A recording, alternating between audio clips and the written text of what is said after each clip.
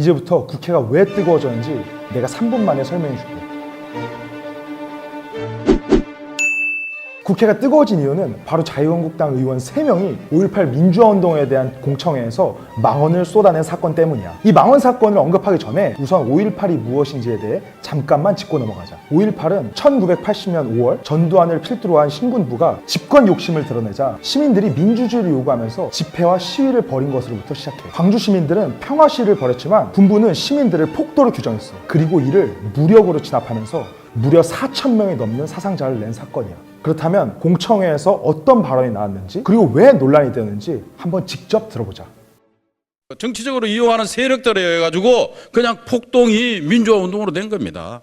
종북 좌파들이 지금 판을 치면서 5.18 유공자라는 이상한 괴물 집단을 만들어내면서 우리의 세금을 축내고 있습니다.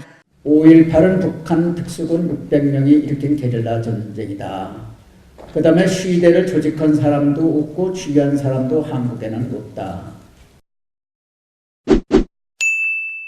5.18 민주화운동에 북한이 개입했다고 주장하네.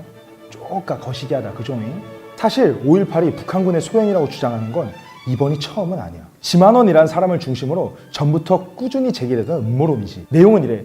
당시 광주에 투입된 계엄군에 맞서 일부 시민들이 무장을 했었는데 그 무장한 시민들 가운데 바로 북한군이 섞여 있다는 거야. 하지만 이건 정말 말도 안 되는 주장이야. 국가적으로 4차례에 걸쳐 진상조사를 한 결과 북한군이 개입됐다는 증거는 발견되지 않았어. 오히려 계엄군이 평화시위를 하던 시민들에게 먼저 발포를 했다는 사실만 드러났을 뿐이지. 심지어 당시 군부의 실세였던 전두환조차도 북한군 개입은 나도 처음 듣는 이야기라면서 선을 그었어. 밝혀진 사실이 이런데도 일부 사람들은 미확인된 근거로 주장을 굽히지 않고 있지. 이런 주장은 사실 극우 인사들로 인해 꾸준히 매스컴에 노출되어 왔어. 그런데 이번 발언이 유독 화제가 된 것은 그 주장이 국회에서 국회의원들에 의해 제기되었기 때문이야. 즉 비주류의 근거 없는 주장들이 공적 논의의 장으로 올라오게 된 것이지. 이 발언과 공청회에 대해 5.18 관련 단체들과 여야 정당들은 크게 반발했어. 이들은 자유한국당 차원의 사과와 해당 의원들의 제명을 요구하고 나섰지. 여야 사당은 논란이 된 국회의원들을 국회 윤리위원회에 제소하기까지 이르렀어. 상황이 이렇게 되자 처음엔 소극적이던 자유한국당도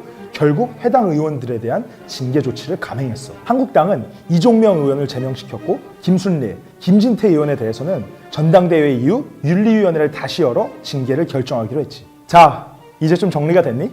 정리가 되었다면 너의 생각을 아래 댓글로 남겨줘.